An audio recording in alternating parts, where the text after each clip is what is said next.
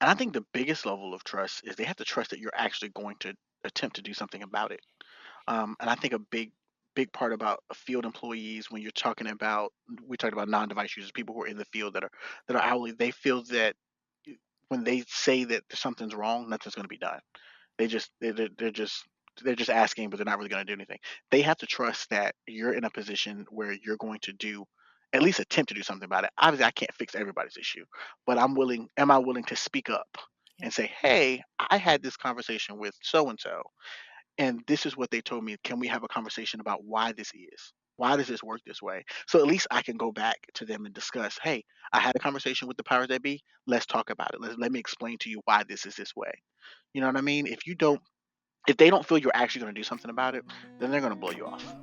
Welcome to DEI Career Conversations, brought to you by the DEI Career Center, where we help current and aspiring DEI professionals gain clarity and confidence as job seekers who want to make a real impact. I'm the DEI career coach, Andrea G. Tatum. In this episode, I had the chance to speak with Milan Ivey.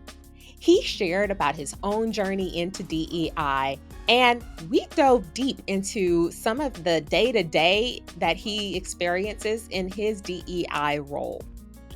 I think this conversation will be great for anybody who's thinking about getting into DEI or wanting to understand how you can really take your DEI strategy a little bit deeper and how to help get it to really move throughout your organization. If you're thinking about how you can make an impact in DEI, be sure that you have liked and subscribed to this channel. Be sure to listen all the way to the end so that we can share with you all of our thoughts and tidbits, and you can learn more about how you can be a part of the DEI Career Center. All right, let's get into it. Welcome to the show, Milan. I am so thrilled to have you here with us today. Oh, I'm excited to be here too. I really want to just jump right into the conversation. If you will, Okay. a little introduction of yourself. Tell us about the role that you're in now and just give us a brief run of a day in the life in Milan's world. Oh, that day is hectic. No, but um, so obviously my name is Milan. I am the DEI manager for a company called Amarr in Winston-Salem, North Carolina. We are a garage door manufacturing company, the second largest garage door manufacturing company in the country. DEI is really, really new to this organization, especially having someone in this position. So this is a lot of building things that don't exist here. So my day is definitely not typical for a seasoned DEI professional who is at a company where they are throwing a lot of money at it and doing certain things. So here it's more of a meeting with the different departments, talking to different folks here about what DEI is, how DEI can partner with their department to make whether it's a leadership changes, training and development changes, just culture changes in their department. What can DEI do to partner with your department to make the overall culture of the company better? So, a lot of it is me coming in first thing in the morning, meeting with the HR team here, seeing how I can help HR and how HR can help me do my job better. Working with training and development throughout the day to look at how can we implement more DEI training into our onboarding process and to our leaders in the field. With manufacturing, a lot of our leaders aren't like device users, so they don't have like laptops and all that stuff. So we have to figure out how to package it so they can get that same leadership training that from a DEI standpoint and get it to them so that they can be effective in the field with their with our hourly employees. So it's a super important job for us to partner with lead training and development to get that training out to the field. So that takes up a lot of my day. But we also have a diversity council here, which I partner with on a regular basis.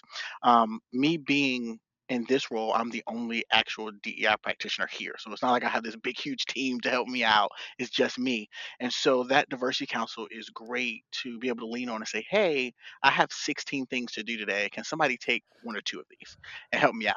Because they all have their own jobs too. So they're working in supply or they're working in, they could be working in train development. They could be working in, manufacturing, whatever. But I'm like, hey, I have this small project. Can you take this off my hands and do this for me? So being able to work with them is a great thing. And also, I get to kind of give them some DEI training in the process that they can then funnel down to other parts of the organization. So super excited about working with them on a daily basis. And then it's building processes and getting as much information from the field that I can, because before I got here, they didn't have a lot of those processes to be able to gather di- not only like demographic information, but we're talking about how do those employees in the field feel about us? How do they feel about our brand? How do they feel about different topics, whether it be benefits, whether it be employee engagement? What do they feel about our compensation? Do they feel that we are paying equitably? What do they think of us as a company, and how can we improve that? So finding a way to gather all that information together so that we can make informed initiative plans, and we're not just shooting in the dark about oh, this might work or that might work, but trying to formulate that a good foundation to build upon for years and years to come. I love that. And especially in your conversation, you mentioned two things that I think a lot of people find challenging, which is like one, you talked about in your organization having people who aren't device users, or at least like they're not sitting in front of their desk tip tapping away like many of us are. And so, how do you overcome that challenge? Like, what are some things that maybe you do differently when you're talking about, like, hey, here's how we get it out to the field, but versus what you may do with the folks who are, in your corporate office with you? Right, that's probably the biggest challenge here. We have 68 distribution centers throughout the country and in two manufacturing plants. And so, and the most people that work in those places are not device users. They're on the floor building the garage doors. So, working with leadership is the easiest way to get that done. If we're going to make, we can't do the traditional in-person training all the time. We can't do the traditional virtual training all the time, but we can make videos. We can make paper trainings. We can travel to those locations when we can, when necessary. But to combine all those things together and train the leadership on how to be able to effectively lead from a DEI standpoint is important. It's kind of like delegating that DEI space. Like, hey, I want all of the leaders to be champions for DEI. And if you don't know, ask me. Call me. How can I do better here? How can I do better there? How do I help lead someone who has a disability? How do I help lead someone that's a member of the LGBT community? How do I have uncomfortable conversations? Equipping the leadership to be able to do that on their own and be able to, be able to lean on me when necessary is a big part of being successful there, because I can't be in 68 places at one time, but I can work with 68 GMs and they can call me and when they do need help. So I can do that, but I can't be, Superman. I'm strong, but not that strong. Exactly, exactly. I love that. But that, I mean, spot on to how I've seen it work well, which is when everybody in that leadership role really takes on thinking creatively about their location, right? Because what happens in one location may not be exactly the best, in the another location, whether it's because of just who's there, languages, all these different things have to go into consideration when you're thinking about things like that. And so, I mean, for you and I chatted a little bit prior to this, and what I found really fascinating was your own journey into diversity, equity, and inclusion. So, can you share a little bit about what were you doing before you got into DEI, and how did those skills that you gained transfer into the work that you're doing now? Yeah, I definitely had an unconventional path to DEI. It was definitely something I developed as a passion and was able to bring a lot of things with me. I started off in the Army. I was a military police officer in the Army, and I love the military. And we talked about it before, but being able to bring that adaptability, being able to face adversity and change and pivot from what the plan was. We sometimes we get stuck in ourselves, like, hey, this is the way we're going and this is where we gotta go. And it's like, no, there are branches that you can push off and go different ways, especially when you hit a roadblock, you hit a wall, and you got to figure out another way to tackle a challenge. So bringing that adaptability from the military. I've worked after that. I worked in operations for restaurants. So I've worked for a company called McAllister's. I've worked for Cracker Barrel. Being able to be an operator in the field, working with not only employees but working with guests, and building a communication style and a leadership style where I'm able to lead different people different ways, and I'm able to communicate with different people in different ways. What do you need to be from me to be successful? And so being able to learn that skill is extremely important from a DEI standpoint. And because you learn that when you're talking about different demographics, different mindsets, different lived experiences, that everybody needs something different, and you got to meet them where they are, not them meet you where you are. So it's a much different mindset when you get over to DEI, and you have to train your leaders on how to do that. How do I adapt my leadership style so that my team is successful? So I was able to pull that from my operations, and then at that point, when I was in operations, I met one of my mentors, Lynn Edwards. He's an amazing individual, and I met him, and he introduced me to human resources.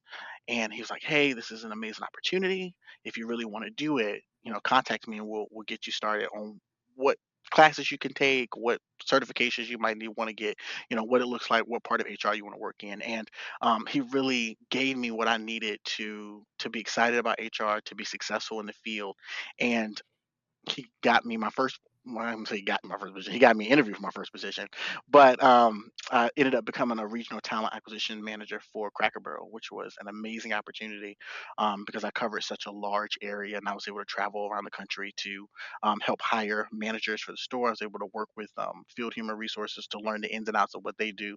I was able to work with employee relations to figure out what they do. I was able to touch a lot of different parts of HR and determine what it is I really, really wanted to do. And once I got my foot in the door, which I think is big for anybody, you don't have to jump directly into DEI or directly into payroll or whatever it is your endpoint is. Get your foot in the door. Get excited about HR as a whole, because you'll jump into what you want to do. And once I got into HR, I met Gabby, and Gabby was our VP for diversity, equity, and inclusion, and we had a conversation, and she made me fall in love pretty much with DEI. I found my passion through her, through hearing the conversations that we had, and I could hear the passion in my voice as I talked about certain topics. And when we had those conversations, we talked back and forth. I realized this is where I really want to be. This is what I really want to do. This is where I really want to spend my time. I didn't know how hard it was going to be at the time, but Ooh, but speak on it. at that point, I was like, yeah, DEI is where I want to be. So I transferred over to her team after my motorcycle accident. I transferred over to her DEI team, and the rest was history. The rest was learning under her, learning from the other HR network, DEI network that I had built, and a lot of trainings, a lot of development opportunities that I took advantage of, whether that be formal at like Cornell University, different things, or just taking advantage of other people with more knowledge that I, reached out to and say, hey, what do you think about this? Let's have a conversation so I can get a different point of view. Taking advantage of those opportunities. And after I left Cracker Barrel, I came here. So um, it was a very unconventional, from the military to field operations in the restaurant to human resources, and then eventually landing smack dab into the DEI space. Wow. I mean, you hit on so many different skills about like adaptability, and I mean, listen, I had to put my head down for a moment because I was like, "Ooh, that's one of those skills that like Yeah. you have to actively work on it." Like if that is not something Oh, that yeah. is inherent to your nature, me, It's not inherent to most people's nature.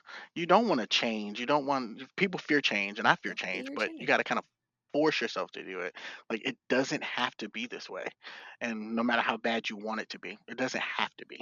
Yeah. What's best for other people is not always best for you. So let's figure out how we can make the multitudes, employee experience better versus my employee experience. Yeah. Yeah. No, that's so real. And I think in the work of DEI, you're gonna have to be real comfortable with that adaptability Oh yeah. because one day your strategy, you're like, I got it, it's all nice, and then whoop, something happens. Some happens. Or wait till your funding gets cut. Like, oh, I got this big idea and I had this big plan and we had this big event plan. We're going to do this. I'm buying this. I'm buying that. And a week before, 2 days before, you're like, hey, I know we gave you, $5,000, but you might got $2,500. You Woo. might, we got to cut that a little bit. And then you got to go back to, almost square one and be like, all right, what do I need and what don't I need? what's most effective, what's least effective, what do I have to keep, what can I get rid of. You got to kind of, like you said, we got to adapt, you got to overcome. Yeah. It's one of the things that, as I've talked about my own career journey, that when I go into interviews or I talk to people about the skills I've learned, that ability to be flexible, especially with budgets, is a skill Yeah. that I learned because I worked in nonprofits for a long Oh, time in my career. And the whole thing is like, can you do more with less? less. Yeah. And less, and less, and a little bit more with a little bit less.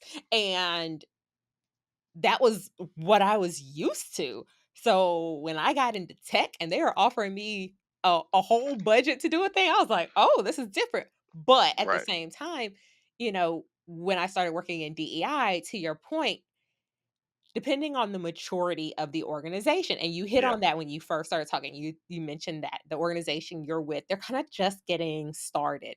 And I think that's so important for anybody who's thinking about getting into DEI, or even if you're just thinking about transferring into a company regardless of what role you're getting into. Kind of taking stock of where they are in their DEI journey, doesn't necessarily mean that they don't care. It just may mean that they haven't made it as far in their journey as another organization. And they may be at that very entry level. In the course that I do, I showcase different angles of like, what does it look like to be at this maturity level one? And the reality is, you may mature in certain areas where you've got a little more rigor and resources, like in certain areas of HR, but it may not, be quite as mature in some other areas. And so being able to be understanding of what role you play. And so you just said, like, you are setting a foundation. You're working on a lot of processes and creation versus if you walk into a place and there's a team of 5, 6, 7, 8 DEI folks, which let us continue to have teams that size. Right. Please. Because it's a fight right now, but yeah, I It feel is a you. fight right now. It is a fight right now, but we fighting the good fight. But if you have those That's teams, right. they may already have like the lay Right. of the land going, and you're kind of jumping in and picking up what's already been established. So it's a very different expectations, and like you got to know yourself. Yeah. And those expectations change as you grow in that maturity level that you talked about. And coming here from a maturity level, I could tell that the individuals here had great intentions. They just didn't have the knowledge, the know-how, and they need to be pointed in a direction. Like, want to be better in this area, but tell me how to do it. Push me where I need to go and show me the rights and the wrong way to do these things. And that's an okay place to be in. It's not a bad place to be in because I know you want to do better. So let's talk about what that looks like. And a big part, if you do go into an organization that's building though, is holding your leadership accountable. It's like, hey, you hired me. You told me with this interview that these things were important to you. And I'm telling you that this is the way we got to go to be successful. And you got to kind of follow me to those areas. You can't just say, oh, well, we don't have this and we don't have that. Well, we need to figure out how to get this and how to get that to be successful.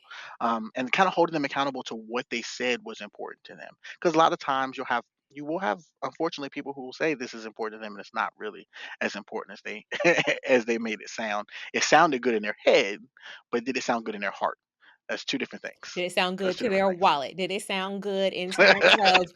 of, priorities? And that's one Yeah, of the biggest challenges, with a lot of companies, and why I do think that there is the pushback that we're seeing, in terms of, one of the reasons we're seeing some of the yeah, pushback that we're seeing is that leaders are feeling the crunch of the economy, and so it's not just like, oh, we want to defund DEI, but it's like in the grand scheme of things, when yeah, we've got to run a business and we live in this capitalistic society, the business will oftentimes take priority. That may not be the angle we would recommend, but yeah, that is the leader's approach to it, is that they are like, well, everything that we do or prioritize has to benefit the business. And so yeah, it's really, really important to be able to connect the dots of how right, this work does benefit the business. It benefits the bottom line. It Right. benefits retention, which costs people a lot of money. Money, right? It has to be built into your strategic focus. It has to be part when they're sitting down, they're talking about these are our strategic focuses for the next 5 or 10 years. DEI needs to be in that strategic focus, and you need to be able to articulate why it needs to be in there and how it affects the other areas of your strategic focus. If you're talking about the quality of the material, the product that you're getting out, and having the best employees to be able to put out that great quality, then you need to have your DEI in place to be able to have that employee engagement, to have the ROI to keep those employees here to make that great product. So you have to have it built into the very fabric of what you're trying to do as an organization and as a company. And unfortunately, a lot of companies don't want to put it directly in there, because once you put it in there, it's forward facing at that point. Yeah. You know, the world knows that you said this is important to you, and you said this is what you need to be successful. And now I got to kind of put my money where my mouth is. Yep, and I think that that is often defined that put my money where my mouth is, put my intentions where my mouth is, requires, like you said, DEI can't sit in this little bucket over Yeah. here and your strategy is over here. It really, like you said, it has to be like complete synergy in terms Yep. of your strategy. And I always say, your strategy is just done through the lens of DEI. Yep. When it's done through the lens of DEI, then it doesn't feel like an additive. It doesn't feel Right. performative. It is literally how we do work. And that, to the point I was making earlier, right? About like adaptability and change, that is a huge shift in terms Yeah. of thinking about how to approach work. And so you need to be prepared as a part of a DEI team to be able to have those conversations, to be able to shift people's mindsets into thinking strategically about how DEI is woven in to the everything versus, oh my god, it's Yeah. just going to take more time. Yeah, guess what, it is going to take a little bit more time. That's literally what happens when you change things. Yeah. And that's a tough conversation to have with leadership, especially if your business isn't doing so well this quarter, and you had a bad quarter last quarter, and you're like, hey, we got to figure out a way to fix these numbers. And it's, hey, look, part of that solution is DEI, and you can't be afraid or timid about this conversation. This is DEI is not a timid field. This isn't come in and, all right, I'm just going to go along to get along. No, no, no, no. If you're not outspoken about what needs to happen for DEI to be successful at the organization, then it will never be successful at that organization. Yeah. And the organization will never take it as a priority, because you're willing to just let the organization continue on the trajectory that it's going in, without holding them accountable for you know what is best for the organization. Yep. And in that, you still also have to remember to care for yourself Yeah. because it is hard. And how do you in those moments when you get pushback, when things aren't going exactly the way that you want them, how do you build that level of like resiliency that you need to do this work? Well, trust me, that happens most of the time. It doesn't go like you planned it, but um, it takes a maturity level that this job isn't who I am; it's what I do. I love what I do. I love the effect that I have and the impact that I have on the organization and on the employees, and making their experience better. But I have to be a father. I still have to be a husband. I still have to back up and breathe and take spend time with my family. Take time to have hobbies. Take time to be me, to be human. Um, I I am a DEI practitioner, and I absolutely love it. But I'm not the only DEI practitioner in the world, so I have to be Milan too whenever I get the opportunity to. Um, if you go home and this is all you think about, and you miss time with your children and you miss time with your family, if you are supposed to be at a party and this is what you're thinking about, if you're supposed to be, I don't know, at a football game and this is what you're thinking about, you're not doing this right. because you got to be present in the moments that you're in as well. It is so hard because Oh, super hard.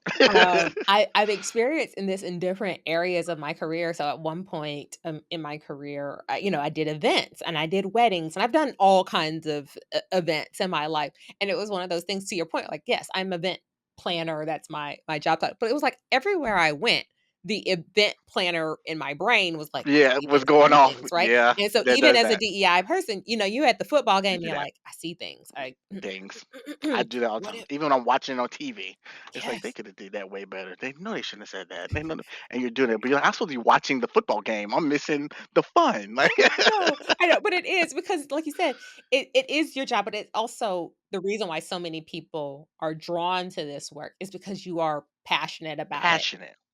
Yes, and there's And nothing wrong with passion, mhm, but it can't take over your life because you will get burnt out, and you will say, I'm not. Stuff is not changing as fast as I wanted to change. It's not going the way I want it to go, so I don't want to do it anymore. And when you get to that point, we've lost yeah, someone that maybe could have done great work, but because they got burnt out so fast, because they I don't want to say gave it everything you got, because I want you to give it everything you got, but yeah, they gave all of themselves instead of saving some of themselves for them.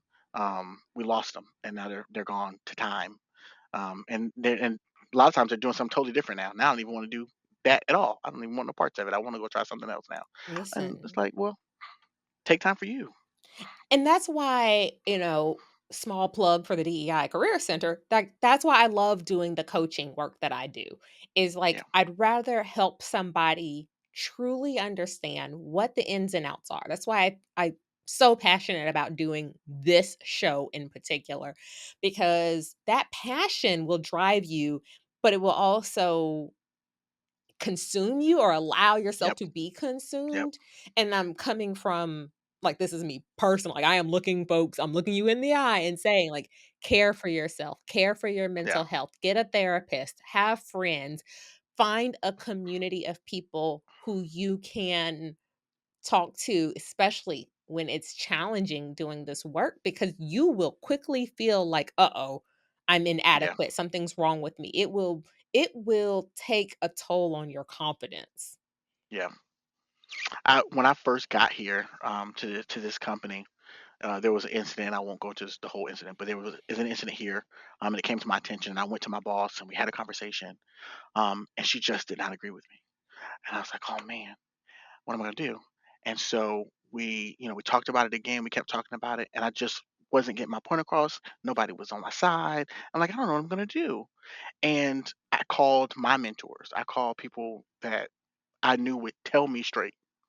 Maybe I was wrong. I could be wrong. I'm, Yeah. I'm a human. I could be wrong. Yeah. And I explained the situation to them. We had a conversation. They was like, yeah, you can be right, but this isn't a hill to die on. I was like, you can be right. You just got there. You are stressing yourself out. Why?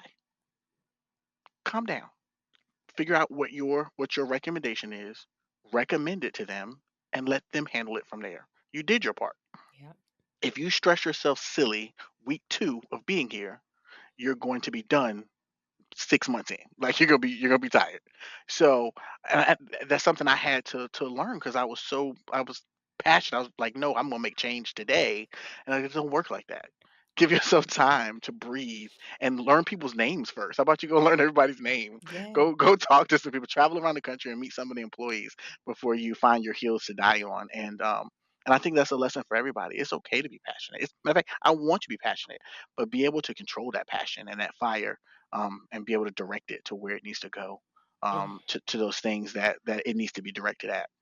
Yes, and part of that needs to be directed at yourself. But I love what you said, and a lot of times folks ask me like, "Okay, I'm getting started." I work with some folks as a coach who are like, "Hey, I'm just getting started. Maybe my background's more traditional HR, but now I'm getting into DEI. What's the first thing that I should be doing?"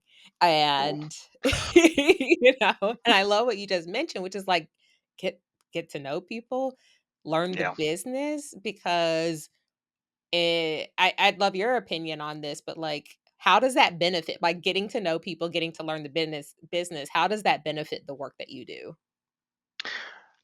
It is the most I think it's very, very important no matter what position you're in when you go into a new organization to take the time to learn, the employees, but it's even more beneficial to a DEI practitioner to go and spend time with those people who have to do the work.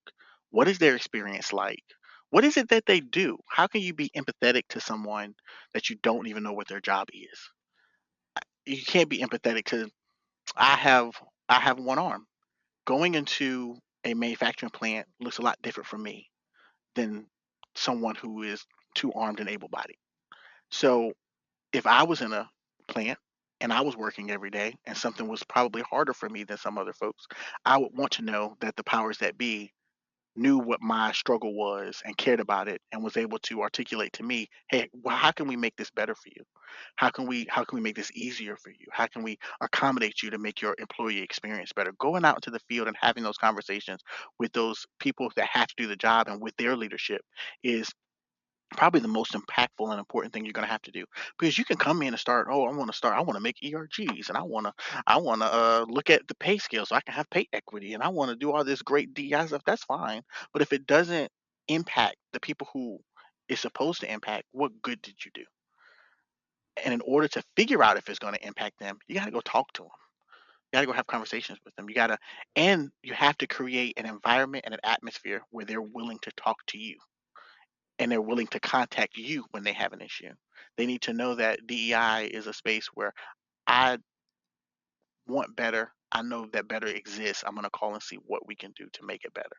And you have to make it so that they want to call you Yeah. and they want to open up to you so that you can create the initiatives that have the most impact. Yeah. And so I'm just going to pull from that and just highlight another skill. So if you're really thinking about, going into an interview or thinking about like how to talk about what you can do in DEI, relationship building and Oh, relationship yeah. maintenance is so important from at every single level, from the individual contributors to the highest level person in that organization. One of the key things that I learned no matter what the job that I was doing was like, who do I need to know? Because I can't do any job alone. It takes everybody within this organization in some way to push and pull the right levers. So if I can go spend time with your CEO, the CIO, everybody, the CHRO, and not just in the like transactional form. Yeah. I had to really learn that it's like everything can't be transactional. I try really hard to find ways to let people like get to know me, Hmm. Andrea, because then if they can find commonalities with me or get a better sense of my where I'm coming from, the guards can come down. Yeah. And it just makes doing the work so, like, even with, like, my Barbies or theater or whatever that may be, I try to find an in. I try to find some common ground with folks Yeah. just so I'm building a relationship, and it's one of the skills that I'd say luckily for me, is just an innate skill, but if that's not something that's just, like, inherent to you, that you're just like, "I'm naturally a relationship builder," go try it. You got to build it. That's a skill that has to be built and has to be worked on. You can't just say, "Oh, I'm good at it," and don't actively participate in the art of doing it. Um, I'm grateful that here I have a great relationship with my boss, who's the VP for Human Resources, and building that relationship with her is like, hey, I know what you're expecting of me. You know what I'm expecting of you, but we also have a connection where we're able to have those conversations. Shows you know who I am. I know who you are. We talk about my kids. We talk about her kids. We talk about life. We talk about her kids going to college, and I want my kids to hurry up and move out and go to college. Like we talk about I we just talk let about mine go. everything. Whoo, goodness. Right, I'm trying to get mine. Take mine with her. Take mine. No, but we have. I think that connection is a good one to build first is with your immediate supervisor, whoever that may be, so that when you go have conversations with other powers that be, you kind of have that person in your corner and like, hey, me and her have already built that conversation, that relationship, and now she can help me build those relationships with other individuals, and she's been great, and I've thankfully been able to build it with other pieces of the leadership, and I think that's super important as well, but I still reiterate, build it with the people who are doing the job, those hourly employees who some of them feel like they don't make enough. Most of them probably feel like they don't make enough. You know, and that's actually one of the questions I asked when I first met everybody. Do you make enough money to live? Mm, Talk to me about that.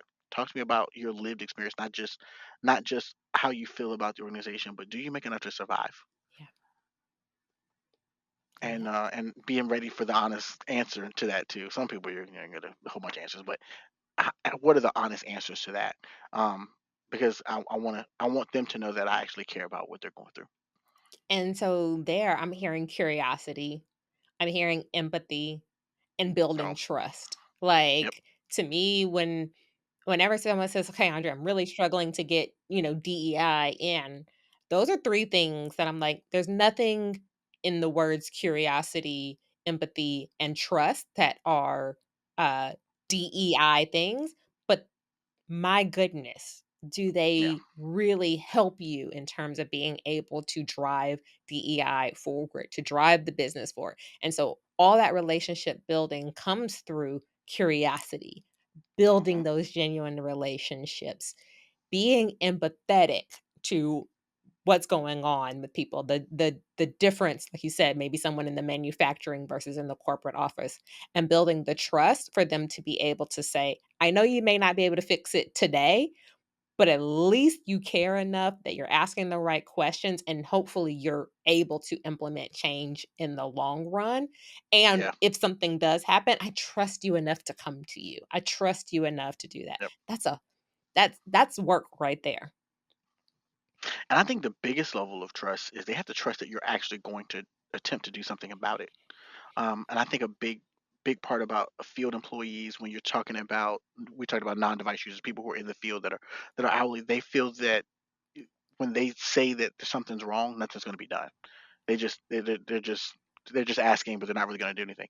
They have to trust that you're in a position where you're going to do at least attempt to do something about it. Obviously, I can't fix everybody's issue, but I'm willing. Am I willing to speak up Yeah. and say, "Hey, I had this conversation with so and so, and this is what they told me. Can we have a conversation about why this is? Why does this work this way?" So at least I can go back to them and discuss, hey, I had a conversation with the powers that be. Let's talk about it. Let me explain to you why this is this way.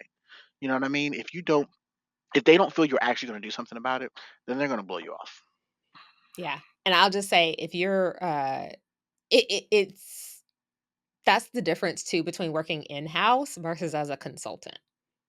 Yeah. Like, when you work in-house, it's a lot easier to build those relationships, to have those conversations, and as a consultant, it's way more challenging, and there's already this, like, "We don't know you. What you gonna Right. do?" And so it is, it's challenging because the leadership is like, "Oh, you don't know our business," right? So if Yeah. you're on the consulting side, my advice is the same. Do whatever you can to learn the business, understand the work that that organization is doing so that you can come from not just like, "Hey, we wanna change DEI," like do DEI, but we want to help transform your organization. We want to make your organization more impactful. We want to help you drive revenue, all of those Right. things that can be done, through DEI. So, Milan, this was so awesome. I have enjoyed every moment of this conversation. Thank you so much. I'll end on this. Is there any final advice that you would give to somebody who's thinking about making that career change into DEI? Yeah. The best advice I can give anybody is talk to other DEI practitioners. Have conversations with people who have been there and done that. Find a mentor. Me and you talked about it earlier. Find a sponsor. Find someone who's not only willing to talk to you about the ins and outs of DEI, how important DEI is to an organization, and what it takes to be successful, but that's willing to speak your name in the rooms, willing to help you get those positions, willing to help you find open positions, other companies, and help you get the interviews. Because those mentors are what's going to help you develop more than anything else in the world. Because experience breeds other people who are experienced, and you need that so much. That's probably the best advice I've ever gotten from my mentor, is to find other mentors to talk to on a regular basis. And I have about 6 or 7 of them that I just call them random questions all over the place. So that's super important, I think, for anybody who wants to get in this space. Find other people who are in this space or who have been in this space that can help you get better. I couldn't agree more. It was almost like you wrote a little advertisement for the DEI Career Center, because that I agree so much, and it's why I have created the community, the DEI Career Center community.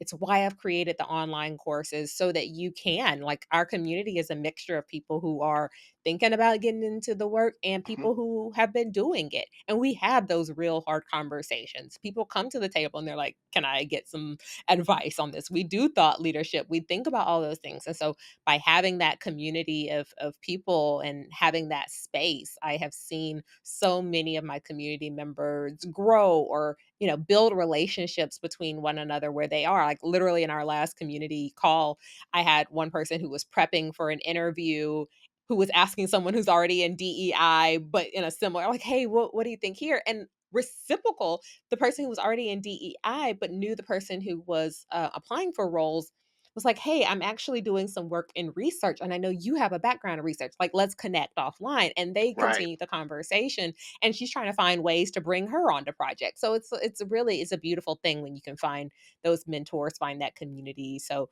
I love that you mentioned that. So thank you again so much, and Of I course. I hope everybody has gained something amazing from this conversation. Thank you so much for having me. I appreciate it. Absolutely. I hope you enjoyed this episode of DEI Career Conversations. Don't forget to like, subscribe, and hit the bell so that you know as soon as new episodes are live.